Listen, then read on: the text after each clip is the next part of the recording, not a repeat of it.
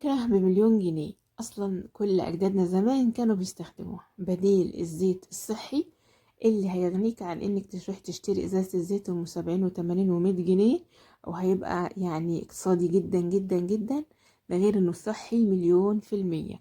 تقدري تحمري فيه بطاطس، تقدري تعملي بيه رز جميل جدا جدا، مش هيبقى معجن أبدا الرز لما تعمليه ببديل الزيت ده.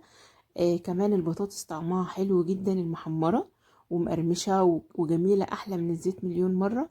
حافظي على صحتك وصحة أسرتك، واعملي معايا بديل الزيت الاقتصادي والصحي في نفس الوقت. أول مرة تبقى حاجة اقتصادية وصحية في وقت واحد. أنا ما بستغناش عنه أبدا، دايما عندي في البيت، وأقولك إزاي تخليه عندك باستمرار. بطريقة بسيطة خالص، يعني يعتبر ببلاش، تقريبا ببلاش. زي ما انت شايفة كده، كل ما بيخلص الحمد لله بكون عاملة كمية تانية بدل منه. هو دلوقتي عشان الجو برد، فهو بره التلاجة وعامل كده بيتجمد. ده عندي بطرمان بستخدمه بقالي فترة، وده اللي لسه هنعمله مع بعض النهاردة، واقولك على الطريقة.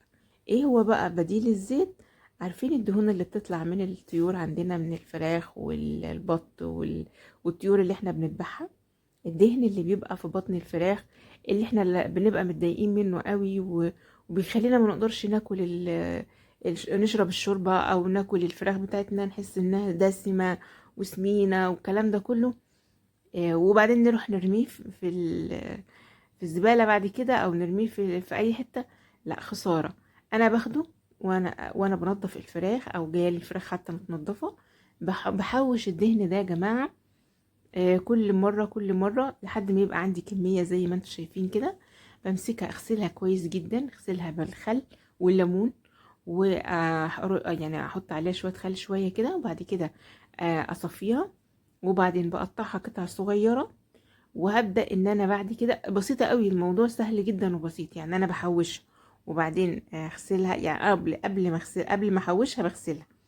يعني اول ما تجيلي بغسلها بخل او ليمون او بالاتنين، وبعد كده بحوشها في اكياس. الكيس كده افضل اعين فيه في الفريزر لحد لما تبقى عندي كمية محترمة زي كده. بمسكها اقطعها صغير تقطيع صغننة، وبعد كده بحطها بقى في حلة على نار. في الاول ممكن تكون نار متوسطة، اول ما بلاقيها بدأت تغلي بخلي النار شمعة هادية خالص، وهشوف المراحل مع بعض ازاي ان احنا بنسوي يعني بنسيح الدهن ده بطريقة جميلة جدا علشان ما يتحرقش معاكي. بوريكي بالسكينه كده ان هو متقطع في تفيت صغير.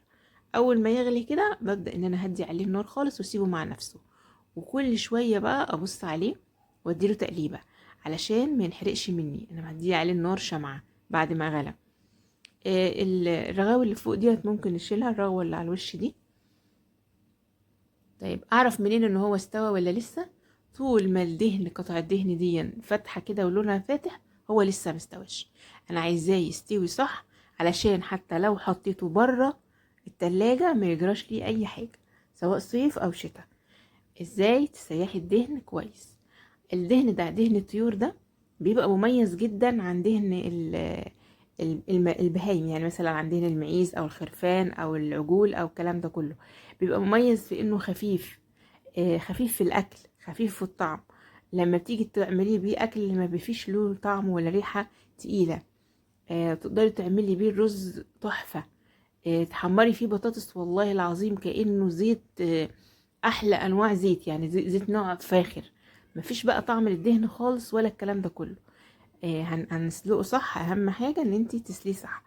كل شويه انا هصور لك مرحله مرحله. كل شويه بتغمق القطعه، ولكن لسه ما ادتنيش اللون البني اللي انا عايزاه. واحده واحده كده، ويعني اسيبه ربع ساعه وارجع له، اسيبه نص ساعه وارجع له، بحيث ان انا ابقى مراعياه ما يتحرقش مني.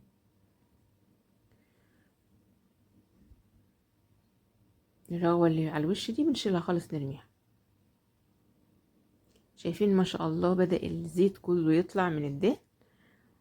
طبعا بعد كده لما بلاقي اللون بقى اهو، ده اللون اللي انا اعتمده على طول، بقول كده خلاص الدهن بتاعي بقى مية مية، بطفي عليه واسيبه زي ما هو على العين علشان تكمل بقية التسوية. واهم حاجة ان انا اقلب عشان كله ياخد نفس درجة حرارة الدهن، يعني كله يبقى في درجة حرارة واحدة. بعد كده انا بطفي عليه واسيبه يبرد، بس مش يبرد قوي عشان ما يتجمدش، احنا في الساعة وممكن يتجمد. اسيبه يبرد، اول ما يهدى وما يبقاش حامي ببدأ ان انا اصفيه واحطه بقى في البطرمان. البطرمان لازم يكون ناشف تماما، اي بطرمان هتحطيه فيه لازم يكون ناشف. وده والله انا قليت فيه البطاطس، شايفين البطاطس جميلة ازاي. انا يعني من عشاق البطاطس المحمرة، واي طعم غريب فيها ما بتحملهوش. الدهن ده ما بيخليكيش تحسي انه في طعم مختلف ابدا. وكمان تقدري تعملي بيه الرز، اعملي بيه الاتنين دول وعلى مسؤوليتي، وبعد كده تقدري تعملي بيه كل الطبخات بتاعتك. طبعا هو مش هينفع للحلويات، لكن حلو جدا وصحي جدا جدا للاكل كله. شايفه الرز مفلفل، مستحيل الرز يبقى معجن لو عملتيه ببديل الزيت ده، بيبقى بيلمع كده وجميل جدا. اتمنى يكون الفكره عجبتكم، ومتنسوش تعملوا لايك. شكرا والسلام عليكم.